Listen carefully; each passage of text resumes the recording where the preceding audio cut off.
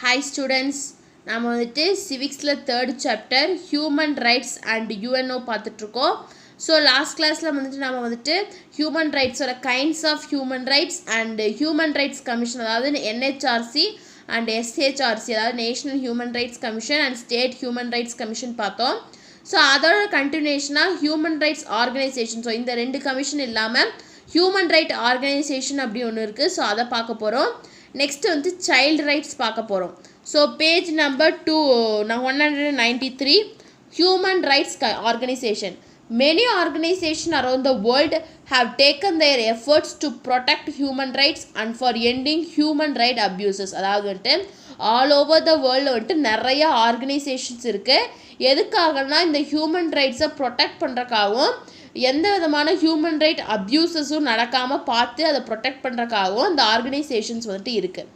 These non-governmental organizations monitor the actions of governments and pressure them to act according to the human right principles.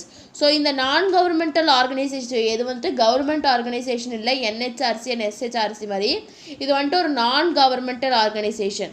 இது என்ன பண்ணுவாங்கன்னா government, அதாவது monitor பண்ணுவாங்க. எதை monitor பண்ணுவாங்கன்னா actions of government and pressure them to act according to the human right principle. அதாவது எதை monitor பண்ணுவாங்கன்னா கவர்மெண்ட்டோட ஆக்ஷன்ஸையும், அதாவது கவர்மெண்ட்டோட ஆக்ஷன்ஸையும் அந்த ப்ரெஷரையும் வந்துட்டு கவர்மெண்ட்டோட ஆக்ஷனை மானிட்டர் பண்ணி அவங்கள வந்துட்டு ப்ரெஷர் பண்ணுவாங்க. எப்படி ப்ரெஷர் பண்ணுவாங்கன்னா ஹியூமன் ரைட் பிரின்சிபல்ஸுக்கு ஏற்ற மாதிரி நடந்துக்கணும் அப்படின்னு சொல்லிட்டு ப்ரெஷர் பண்ணுவாங்க. Some of these organisations are Amnesty International, Children's Defense Fund and Human Rights Watch. So இந்த ஆர்கனைசேஷனில் வந்து சம் ஆஃப் தான் கொடுத்துருக்காங்க, சிலதான் கொடுத்துருக்காங்க. First one is Amnesty International, Children's Defense Fund and Human Rights Watchன்னு சொல்லிட்டு சொல்லியிருக்காங்க. இதெல்லாம் வந்துட்டு நான் கவர்மெண்டல் ஆர்கனைசேஷன், அதாவது ஹியூமன் ரைட்ஸை ப்ரொடெக்ட் பண்ணுறக்காக. ஸோ ஹியூமன் ரைட்ஸ் ஆர்கனைசேஷன் பார்க்கும்போது ஆல் ஓவர் த வேர்ல்டு வந்துட்டு நிறையா ஆர்கனைசேஷன்ஸ் இருக்குது. எதுக்காகனா ஒரு எஃபர்ட் எடுக்கிறாங்க, ஹியூமன் ரைட்ஸை வந்துட்டு ப்ரொடெக்ட் பண்ணுறதுக்கு ஒரு எஃபர்ட் எடுக்கிறாங்க. ஸோ இதெல்லாம் வந்துட்டு ஒரு நான் கவர்மெண்டல் ஆர்கனைசேஷன். இதோட ஃபங்க்ஷன் என்னென்னா கவர்மெண்ட்டோட ஆக்ஷன்ஸை வந்துட்டு மானிட்டர் பண்ணி அவங்கள ப்ரெஷர் பண்ணுவாங்க ஹியூமன் ரைட்ஸுக்கு தகுந்த மாதிரி நடந்துக்கணும்னு சொல்லிட்டு. ஸோ இதில் சில ஆர்கனைசேஷன் என்னென்னா Children's Defense Fund, Human Rights Watch and Amnesty International சொல்லிட்டு இதெல்லாம் வந்துட்டு சில ஹியூமன் ரைட்ஸ் ஆர்கனைசேஷனோட நான் கவர்மெண்டல் அப்படின்னு சொல்கிறாங்க. Next one is child rights. So child ரைட்னா என்ன? According to the Article 1 of the United Nations Convention on the Rights of the Child 1989, a child means every human being below the age of 18 years. அதாவது United Nation convention on the rights of the child 1918 படி அந்த article 1ல் என்ன சொல்லியிருக்காங்கன்னா child அப்படிங்கிறவங்க யார் அப்படின்னா வந்துட்டு எவ்ரி ஹியூமன் பீங், அதாவது வந்துட்டு எல்லா ஹியூமன் பீங்ஸும் யார் யாருக்கு வந்துட்டு 18 இயர்ஸ் ஆஃப் ஏஜ் கம்ப்ளீட் ஆகலையோ அவங்க எல்லாருமே வந்துட்டு சைல்டு அப்படின்னு தான் சொல்லியிருக்காங்க. The Convention on the Right of the Child was proclaimed by UN on 20th November 1989. So இந்த கன்வென்ஷன், இந்த சைல்டு ரைட்டோட கன்வென்ஷனை வந்து எப்போ ப்ரொக்ளமைன் பண்ணாங்க அப்படின்னா யூஎனில் வந்துட்டு 20th November 1989 வந்துட்டு சொல்லியிருக்காங்க. The child is considered as an important national asset. ஏன்னா வந்துட்டு சைல்டை வந்துட்டு நான் ஒரு இம்பார்ட்டண்டான ஒரு தேச சொத்து, நேஷனல் அசட் அப்படின்னு சொல்கிறாங்க. ஏன்னா the future of the nation depends on how its children's mature and develop. ஒரு நேஷனோட ஃப்யூச்சர் வந்துட்டு எதிர்காலம் வந்துட்டு யாரை டிபெண்ட் பண்ணி இருக்குது, எப்படி வந்துட்டு அந்த குழந்தைங்க வளர்ந்து மெச்சூர் ஆகி அவங்க எப்படி டெவலப் ஆகுறாங்க அப்படிங்கிறத பேஸ் பண்ணி தான் ஒரு நேஷனே இருக்குது. So, protection of children from all kinds of exploitation and abuses have become the main objective for our society. So நம்ம சொசைட்டியோட மெயின் அப்ஜெக்டிவாக என்ன இருக்குது, எல்லா விதமான எக்ஸ்ப்ளாய்டேஷன், சில்ட்ரன்ஸை வந்துட்டு எல்லா விதமான எக்ஸ்ப்ளாய்டேஷன்லேயும் அப்யூசஸ்லேயும் இருந்து ப்ரொடெக்ட் பண்ணணும். அதுதான் வந்துட்டு நம்ம சொசைட்டியோட மெயின் எய்மாக இருக்குது. There are laws in India protecting the rights of children. So இந்தியாவில் வந்துட்டு சில லாஸ் இருக்குது சில்ட்ரனோட ரைட்ஸை வந்துட்டு ப்ரொடெக்ட் பண்ணுறக்காக அப்படின்னு சொல்கிறாங்க. ஸோ சைல்டு ரைட்ஸ்னு பார்க்கும்போது United Nation convention of the rights of the child 1989 படி ஆர்டிக்கல் 1ல் என்ன சொல்கிறாங்க அப்படின்னா சைல்டு அப்படிங்கிறவங்க யாருன்னா எல்லா ஹியூமன் பீங்ஸ் 18 இயர்ஸு கம்ப்ளீட் பண்ணாத எல்லா ஹியூமன் பீங்ஸுமே வந்துட்டு சைல்டு அப்படின்னு சொல்கிறாங்க. ஸோ இது எப்போ டிக்ளேர் பண்ணுறாங்கன்னா 20th November 1989 UN ஜென்ரல் அசம்பிளியில் வந்துட்டு இந்த வந்துட்டு ப்ரொக்ளமைன் பண்ணுறாங்க. ஸோ சைல்டு தான் வந்துட்டு ஒரு நேஷனோட இம்பார்ட்டன்ட் அசட். ஏன்னா வந்துட்டு அவங்க தான் வந்துட்டு நம்மளோட அந்த நேஷனோட ஃப்யூச்சர் அப்படின்னு சொல்கிறாங்க. ஸோ சொசைட்டியோட முக்கியமான ஆப்ஜெக்டிவ் என்ன அப்படின்னா அந்த சில்ட்ரன்லாம் வந்துட்டு எல்லா விதமான எக்ஸ்ப்ளாய்டேஷன் அண்ட் அப்யூசஸ்லேருந்து ப்ரொடெக்ட் பண்ணி அவங்கள வந்துட்டு நல்லவங்களாம் இந்த சொசைட்டியில் கொண்டு வரணும் அப்படிங்கிறது தான் வந்துட்டு இந்த சொசைட்டியோட ஒரு முக்கியமான ஆப்ஜெக்டிவாக இருக்குது. ஸோ அதை வந்துட்டு ப்ரொபகேட் பண்ணுறதுக்காக இந்தியாவில் வந்துட்டு நிறைய லாஸ் இருக்குது இந்த சில்ட்ரன்ஸ் ரைட்டை வந்துட்டு ப்ரொடெக்ட் பண்ணுறதுக்காக. First one is Right to Education Act. Article 20A provides that the state shall provide free and compulsory education to all the children aged 6 to 14 years. அதாவது ஆர்டிக்கல் 21A நம்ம கான்ஸ்டியூஷனில் என்ன சொல்லுதுன்னா state வந்துட்டு எல்லாத்துக்குமே வந்துட்டு கம்பல்சரியாக ஃப்ரீ எஜுகேஷனை கொடுக்கணும். யாருக்குன்னா 6லேருந்து 14 இயர்ஸ் ஆஃப் சில்ட்ரன்ஸ்க்கு வந்துட்டு கம்பல்சரி அண்ட் ஃப்ரீ எஜுகேஷனை வந்துட்டு கொடுத்துருக்கணும் அப்படின்னு சொல்லி தான் வந்துட்டு first right to education act. Next the child labour act prohibition and regulation act of 1986. இது என்ன சொல்லுதுன்னா it provides no child who has not completed 15 years of age can be employed. இதில் என்ன சொல்கிறாங்க அப்படின்னா எந்தெந்த சில்ட்ரன்ஸ் எந்தெந்த குழந்தைங்க வந்துட்டு 15 இயர்ஸை வந்துட்டு கம்ப்ளீட் பண்ணலையோ அவங்க வந்துட்டு எம்ப்ளாயாக வேலை செய்யக்கூடாது அப்படிங்கிறத வந்துட்டு second right. So third right பாருங்கள், the juvenile justice act 2000 care and protection of children. This act tries to protect children deprived of adequate care and to reform the children by adopting child friendly approach. So இந்த act படி என்னென்னா சில்ட்ரனை வந்துட்டு protect பண்ணுறாங்க. அவங்களுக்கு அடிக்குவேட்டான care இல்லை அப்படின்னா protect பண்ணி அந்த சில்ட்ரனை வந்துட்டு அடாப்டிங் சைல்டு ஃப்ரெண்ட்லி அப்ரோச், அதாவது வந்துட்டு அடாப்ட் பண்ணி ஏதாச்சும் யாருக்காச்சும் குழந்தை இல்லை அப்படின்னா அவங்க வந்துட்டு ஒரு சைல்டு அடாப்ட் பண்ணுவாங்க. ஸோ அந்த அப்ரோச் மூலயமா அந்த சைல்டை வந்துட்டு ப்ரொடெக்ட் பண்ணுறாங்க, கேர் பண்ணுறாங்க அப்படிங்கிறாங்க. நெக்ஸ்ட் ஆக்ட் பாருங்கள், POCSO பொக்கோசா act 2012 protection of children from sexual offences தான் வந்துட்டு POCSO அப்படின்னு சொல்கிறாங்க.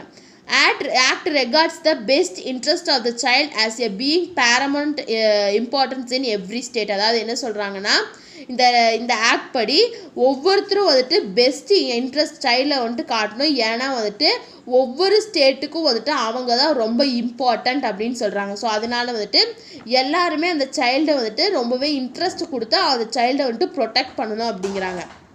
ஸோ சைல்டு ரைட்ஸ்ன்னு பார்க்கும்போது first right to education act, அதாவது ஆர்டிக்கல் 21A படி ஒவ்வொரு ஸ்டேட்டும் வந்துட்டு 6 to 14 இயர்ஸ் இருக்கக்கூடிய சில்ட்ரன்ஸ்க்கு வந்துட்டு compulsory education, free and compulsory எஜுகேஷனை கொடுக்கணும். இது first one.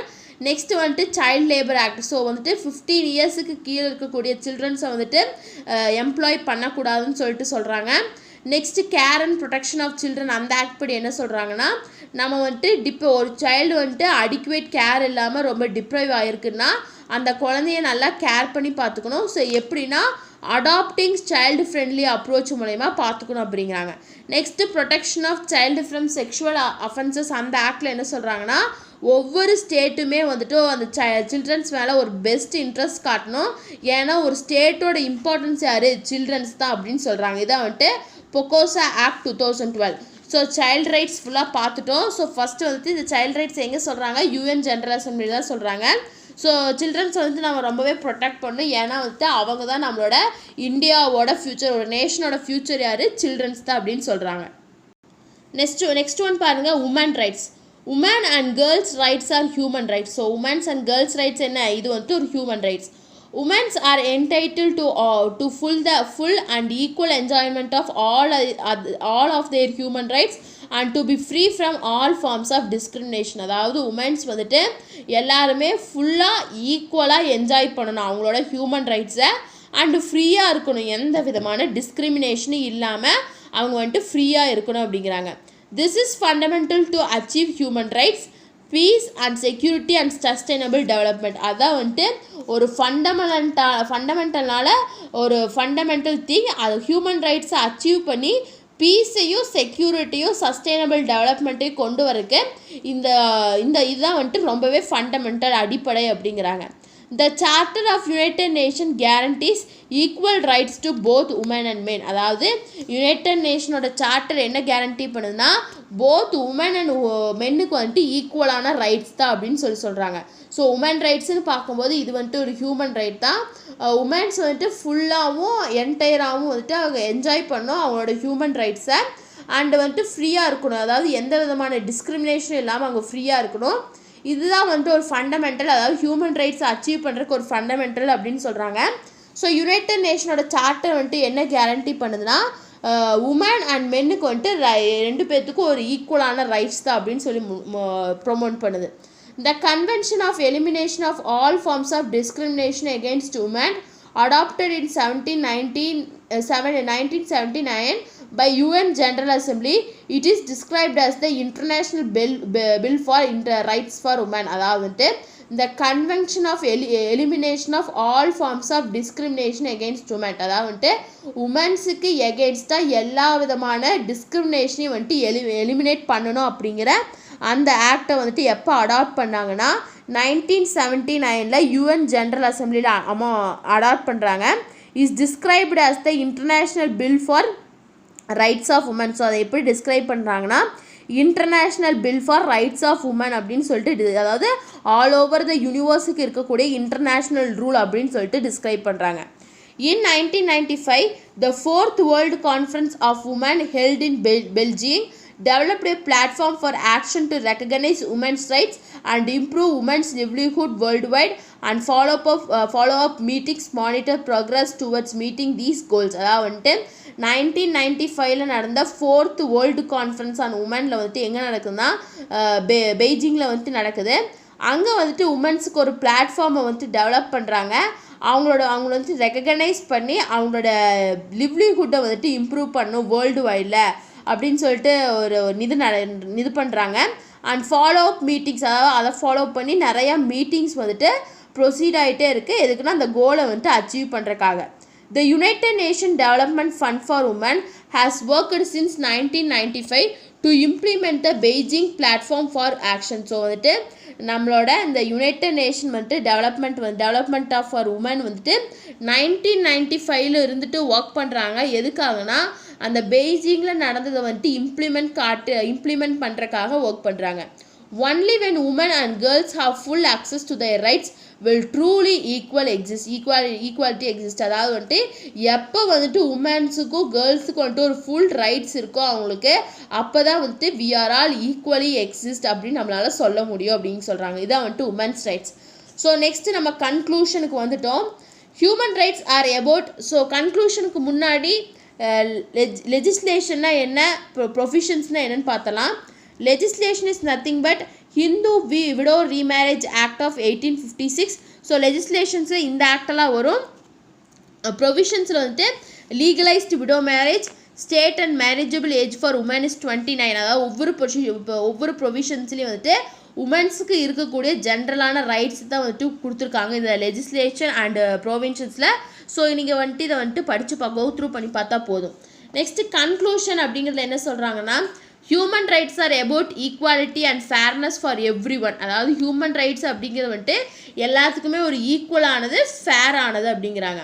And it ensures that everyone is treated with dignity and respect. So இந்த ஹியூமன் ரைட் நமக்கு என்ன அஷூரன்ஸ் கொடுக்குது, ஈச் அண்ட் எவ்ரி ஒன்னை வந்துட்டு நம்ம ரெஸ்பெக்ட் பண்ணணும் அப்படின்னு சொல்கிறாங்க. The protection of human right is everyone's responsibility. அதாவது வந்துட்டு ஹியூமன் ரைட்ஸை ப்ரொடெக்ட் பண்ணுறது அப்படிங்கிறது வந்துட்டு என்ஹெச்ஆர்சி, எஸ்ஹெச்ஆர்சி அண்ட் அதர் ஆர்கனைசேஷனோட ரெஸ்பான்சிபிலிட்டி மட்டும் இல்லை, நம்மளோட ரெஸ்பான்சிபிலிட்டியும் கூட. An understanding and respect of human rights provides the foundation for peace, harmony, security and freedom in our country. அதாவது வந்துட்டு இந்த ஹியூமன் ரைட்ஸை வந்துட்டு அண்டர்ஸ்டாண்ட் பண்ணி அதை ரெஸ்பெக்ட் பண்ணினாலே வந்துட்டு ஒரு கண்ட்ரியில் வந்துட்டு peace, freedom, security and harmony எல்லாமே வந்துட்டு ஒரு ஃபவுண்டேஷனாக இருக்கும் அப்படின்னு சொல்லி இந்த லெசனை வந்துட்டு கன்க்ளூட் பண்ணுறாங்க. இந்த legislation and provision is nothing but உமன்ஸை வந்துட்டு ப்ரொடெக்ட் பண்ணக்கூடிய ஆக்ட். எதுக்காக அதை கொண்டு வந்தாங்க அப்படின்னு சொல்லிட்டு சொல்கிறதா வந்துட்டு இந்த ரெண்டுமே. ஸோ ஃபஸ்ட்டு இந்த ஆக்ட், த ஹிந்து விடோ ரீமேரேஜ் ஆக்ட் 1856 என்ன சொல்கிறாங்க, விடோஸ் வந்துட்டு ரீமேரேஜ் பண்ணிக்கலாம் அப்படின்னு சொல்கிறாங்க. நெக்ஸ்ட்டு ஹிந்து மேரேஜ் ஆக்ட் 1955 என்ன சொல்கிறாங்க, அதாவது வந்துட்டு ஒரு உமனோட ஏஜ் லிமிட் மேரேஜுக்கு வந்துட்டு 21 அப்படின்னு சொல்கிறாங்க. நெக்ஸ்ட்டு ஹிந்து சக்சஷன் ஆக்ட் 1956 என்ன சொல்கிறாங்க, right to women to inherit their parental properties, அதாவது அப்பா சொத்துல பெண் குழந்தைகளுக்கும் வந்து பங்கு இருக்குது அப்படின்னு சொல்லிட்டு அந்த ரைட் மூலமா சொல்கிறாங்க. Next dowry prohibition act of 1961 provides drastic punishments for those ill-treating the bride in the name of dowry. So டவுரிங்கிற அந்த நேமை வச்சு யாராச்சும் ஒரு பொண்ணை வந்துட்டு ட்ரீட் பண்ணாங்க அப்படின்னா அவங்களுக்கு வந்துட்டு பனிஷ்மெண்ட் இருக்குன்னு சொல்லிட்டு இந்த டவுரி ப்ரொஹிபிஷன் ஆக்டில் சொல்லியிருக்காங்க. Next eve teasing act 1997 gives reliefs to women. So இந்த ஈவ் டீசிங் ஆக்ட் வந்துட்டு ஒரு உமன்ஸ்க்கு வந்துட்டு ரிலீஃபாக இருக்குது. நெக்ஸ்ட் பாருங்கள், Indecent Representation Act 1999 so prohibits the indecent representation of women in magazines and newspapers etc. so newspapers and magazines வந்துட்டு உமனோட indecent representation வந்துட்டு prohibit பண்ணியிருக்காங்க, தடுத்திருக்காங்க. Next வந்துட்டு factory act 1948, the Plantation Labor Act 1951, the Mines Act 1952, the Maternity Benefit Act 1961 என்ன சொல்கிறாங்கன்னா woman ஒர்க்கர்ஸை வந்துட்டு protect பண்ணுறாங்க அப்படின்னு சொல்லியிருக்காங்க. நெக்ஸ்ட் வந்துட்டு protection of women from domestic violence act 2005 என்ன சொல்கிறாங்கன்னா protect women from harassment by husband and family members. So husband and family members வந்துட்டு உமன்ஸ் வந்துட்டு கஷ்டப்படுத்துனா அப்படின்னா வந்துட்டு அதில் வந்துட்டு ப்ரொடெக்ட் பண்ணுறக்கூடிய ஆக்ட் தான் வந்துட்டு protection of women from domestic act 2005 அப்படின்னு சொல்லிட்டு முடிக்கிறாங்க. ஸோ இதோட இந்த லெசன் முடியுது. உங்களுக்கு ஏதாச்சும் டவுட் இருந்தால் கமெண்ட் பண்ணுங்கள். இந்த வீடியோ கிளாஸ் பிடிச்சிருந்தா லைக் பண்ணுங்கள், ஷேர் பண்ணுங்கள், சப்ஸ்கிரைப் பண்ணுங்கள். தேங்க்யூ.